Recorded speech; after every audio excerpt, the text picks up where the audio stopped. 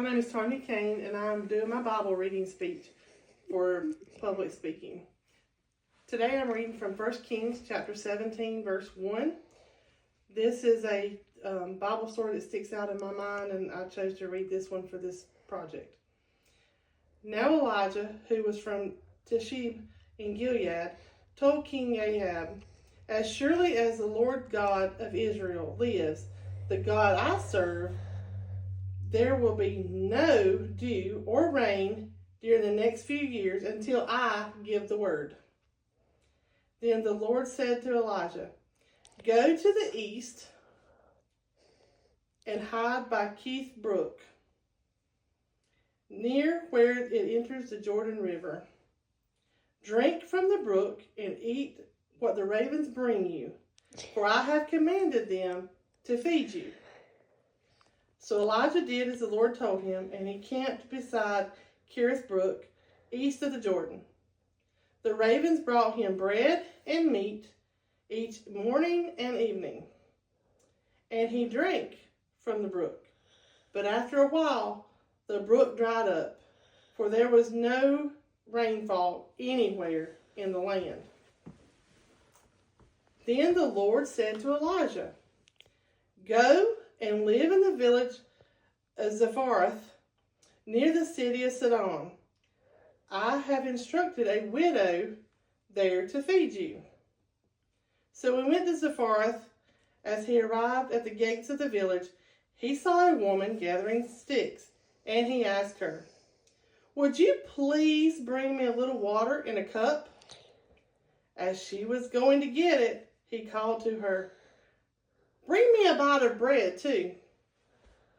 But she said, "I swear by the Lord your God that I don't have a single piece of bread in the house, and I only have a handful of flour left in the jar and a little cooking oil in the bottom of the jug.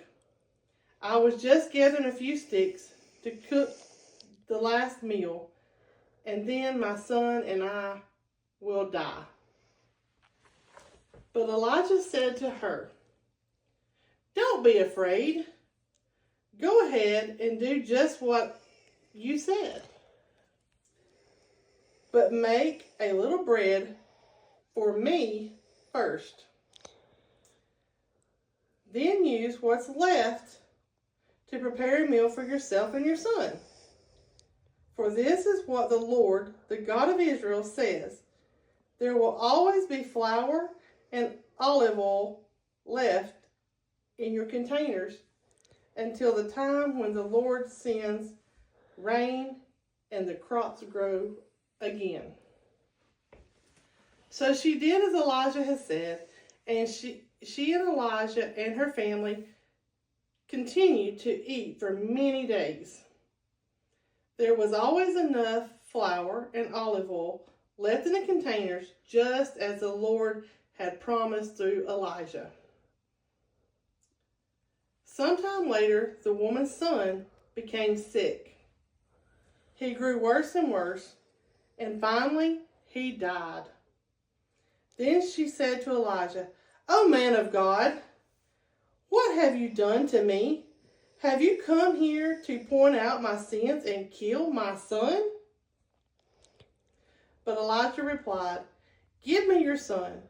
And he took the child's body from her arms and carried him upstairs to the room where he was staying. And he laid on the body and on his bed. Then Elijah cried out to the Lord, "O Lord my God, why have you brought tragedy to this widow who was opened up her home to me, causing her son to die?" And he stretched himself out over the child 3 times and cried out to the Lord, "O Lord my God, please let this child's life return to him." The Lord heard Elijah's prayer, and the life of the child returned, and he revived.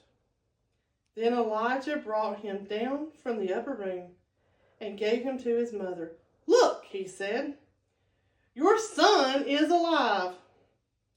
Then the woman told Elijah, "Now I know for sure that you are a man of God, and that the Lord truly speaks through you." Because of the woman's faith, she did what the Lord and Elijah had told her to do.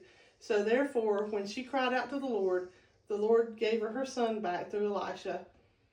Because she was obedient. She didn't deny the bread. She didn't deny the drink. She actually did what the Lord asked her to do without hesitation. Thank you.